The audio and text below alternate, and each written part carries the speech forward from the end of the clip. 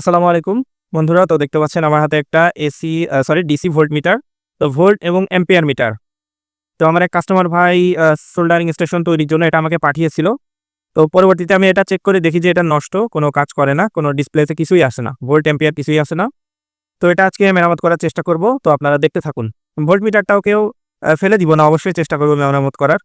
তো যারা আমার চ্যানেলটি নতুন তারা অবশ্যই সাবস্ক্রাইব করে পাশে থাকুন। চলুন এটা কন্টিনিউ করি। তো বন্ধুরা, এটা ফার্স্টে আমরা যে ভোল্টেজটা সেটা অর্থাৎ এই মিটারটা অন করার জন্য আমাদের লাল এবং হলুদ যে ২ টা তার থাকে সেটাতে আমরা ৫ থেকে ১২ ভোল্টেজ দিব। তো আমি এই যে এখন ১২ ভোল্ট ইন করে দেখব যে আমাদের এটা চালু হয় কিনা। নেগেটিভ ভোল্টেজ দিলাম। তো বন্ধুরা দেখতে পাচ্ছেন কোনো ডিসপ্লেতে কোনো কিচ্ছু নাই। ডিসপ্লে অফ একদম। তো চলুন এটা আমরা এখন খুলে মডিফাই করার চেষ্টা করব। তো ঠিক করার চেষ্টা করব। তো বন্ধুরা এই যে মিটারটা খুলে ফেললাম। তো মিটারটা দেখতে এইরকম। তো যারা এ ধরনের শখের বশে ভোল্টমিটার বা বিভিন্ন গ্যাজেট আইটেম তৈরি করেন তাদের একটা কথা বলি। ভোল্টমিটার কেনার সময় এই যে ১৬ পিনের আইসি দেখছেন, এখানে LM358 নামে একটা আইসি থাকে। তো আপনারা ওই দেখতে সেম, কিন্তু এখানে ৩৫৮ দিয়ে একটা কম্পারেটর আইসি থাকে, সেটা দেখে আপনারা কিনবেন। তো সেটাতে অ্যাকুরেসি ভালো আসে।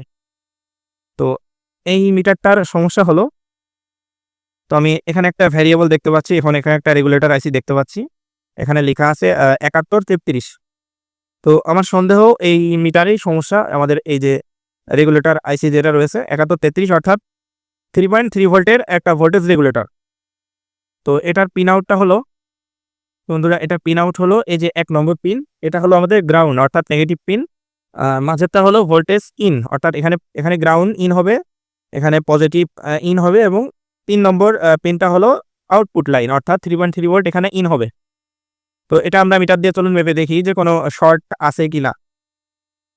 তো ফার্স্টে আমি কন্টিনিউটি মোডে মেপে দেখব। তো ১, ২, ৩ নম্বর পিনটা মেপে দেখব। তো বন্ধুরা ১, ২ শর্ট নাই, কিন্তু আমরা দেখতে পাচ্ছি ১ আর ২ নম্বর পিন শর্ট। আপনারা কন্টিনিউটি পাচ্ছেন কিনা দেখুন। অর্থাৎ ৪২তম রেজিস্ট্যান্স দেখাচ্ছে, ৪২ রেজিস্ট্যান্স, এটা পিন কিন্তু শর্ট। আচ্ছা, এখানে ভোল্টেজটা ইন এবং আউট হয় কিনা সেটাও আরেকবার একটু চেক করব। তো মিটারটা আমি ভোল্ট সেকশনে নিয়ে নিলাম। এখন প্লাস মাইনাস কানেকশনটা দিয়ে দেখব।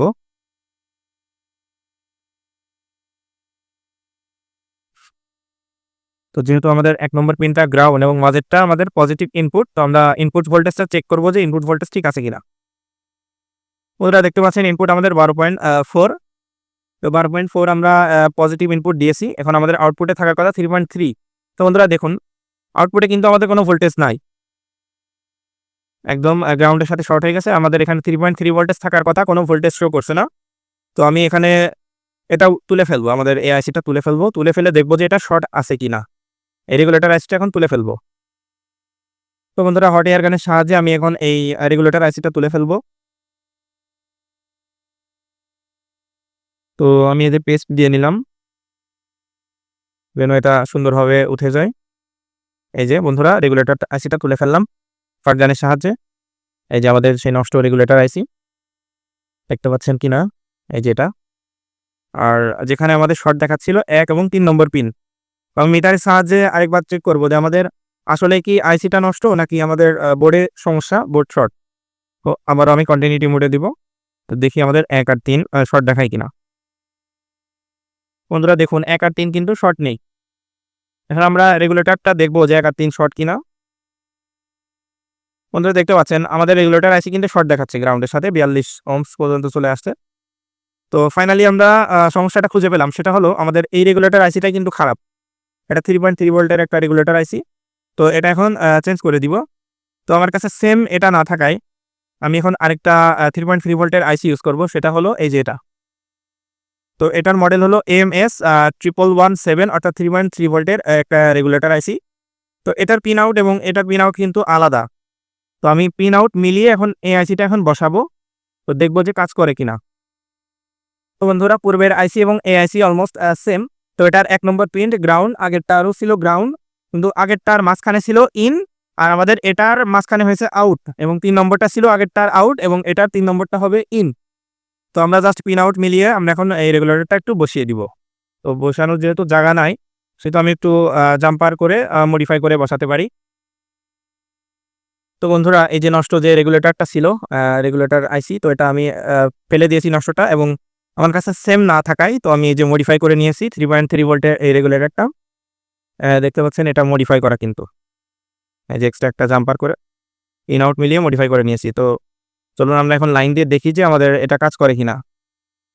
তো আমি মাইনাসে মাইনাসটা দিয়ে দিলাম, প্লাসে প্লাসটা দিব, তো দেখি এটা কাজ করে কিনা। আলহামদুলিল্লাহ মনে হচ্ছে এটা আমাদের কমপ্লিট হয়ে গেছে। বন্ধুরা দেখুন 12.5, লাইটটা অফ করে দিই। বন্ধুরা দেখতে পাচ্ছেন আমরা ইনপুট ভোল্টেজও কিন্তু আমাদের 12.5, আমাদের আউটপুটেও 12.5 ভোল্টেজ চলে এসেছে। তো আলহামদুলিল্লাহ এটা আমরা কমপ্লিট করে ফেললাম জাস্ট একটা রেগুলেটর আইসি চেঞ্জ করে। তো এটা কিন্তু ফেলে দেওয়া জিনিস। তো অনেকেই এটা ফেলে দেন, নষ্ট হয়ে গেলে ফেলে দেন। তো আপনারা এই ভোল্ট মিটারগুলাও কিন্তু মেরামত করতে পারবেন। এ ধরনের ভোল্ট মিটার বিশেষ করে এম্পিয়ার এবং এই যে ভোল্ট মিটার নষ্ট হয়ে গেলে এটা সহজেই এই যে মেরামত করা যায়। আমরা রেগুলেটর আলাদা আইসি দিয়ে, এখানে সাথে একটা ভ্যারিয়েবল আছে এই যে এটা। তো ভোল্টেজ যদি আমাদের 19-20 হতো, তো সেক্ষেত্রে আমরা ভ্যারিয়েবলটা অ্যাডজাস্ট করে আমরা ভোল্টেজটা অ্যাকুরেট করে নিতাম। তো বন্ধুরা আমাদের ভোল্টেজ 12.5 এখানে ডিসপ্লেতে, এখন দেখুন আমাদের এখানেও কিন্তু 12.5 আর আমাদের এখানেও 12.5। তো আলহামদুলিল্লাহ এটা আমাদের কমপ্লিট। তো আমরা এখন এই খোলের মধ্যে আমরা সুন্দরভাবে আবার সেট করে দিব। তো এটা আমাদের কমপ্লিট। তো বন্ধুরা আমরা কেসিংয়ের মধ্যে সেট করে নিয়েছি। দেখুন এই যে আমাদের এটা কমপ্লিট 12.5। আর আমরা অ্যাম্পিয়ারটা দেখব যখন আমরা যে কোনো লোড চালাবো 12 ভোল্টের। তো এই দুইটা সিরিজে কানেক্ট করলে ইনশাআল্লাহ আমাদের এখানে অ্যাম্পিয়ার শো করবে। তো বন্ধুরা যারা বিভিন্ন এই ধরনের গ্যাজেট রিপেয়ার সম্পর্কে জানতে চান বা শিখতে চান, অবশ্যই আমার চ্যানেলটি সাবস্ক্রাইব করে রাখুন। ধন্যবাদ সবাই।